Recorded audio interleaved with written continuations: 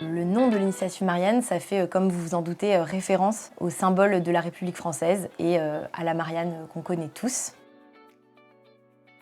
Alors, ce programme vise à accueillir et à soutenir des défenseurs des droits de l'homme qui représentent tous les continents et tous les pays, tels que notamment l'Iran, l'Afghanistan ou le Salvador et beaucoup d'autres. Dans leur pays d'origine, ces personnes sont engagées dans divers types de combats, tels que les droits civiques et politiques, les droits environnementaux, les droits des femmes, des enfants, des personnes LGBT+, etc. Ces personnes sont accueillies en France pour un programme d'accueil et d'accompagnement pendant 6 mois.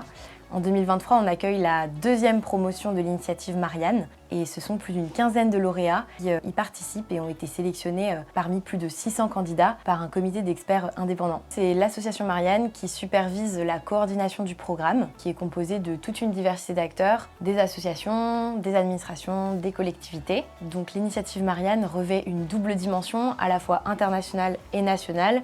Sur l'aspect international, via le soutien sur place des défenseurs des droits et des organisations de la société civile, mais aussi de la constitution d'un réseau d'acteurs à travers le monde. D'autre part, sur la partie nationale, via l'accueil, la formation et la montée en compétences des lauréats qui sont accueillis en France pendant 6 mois.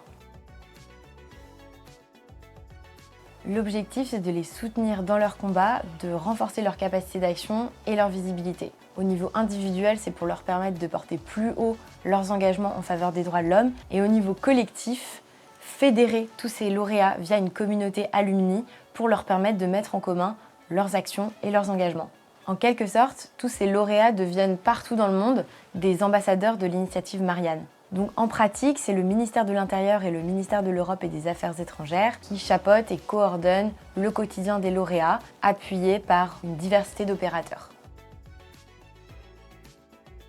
Concrètement, les lauréats suivent des cours tels que le leadership, la négociation, la gestion de projet, l'apprentissage de la langue française également.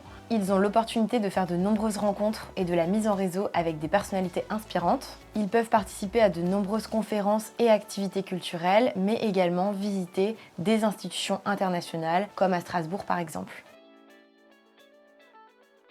Pour la première promotion 2022, de retour dans leur pays d'origine, certaines lauréates se sont engagées à la création d'associations pour la coopération sur le changement climatique ou bien mis en place des centres d'aide et d'accompagnement sur les aspects socio-médicaux.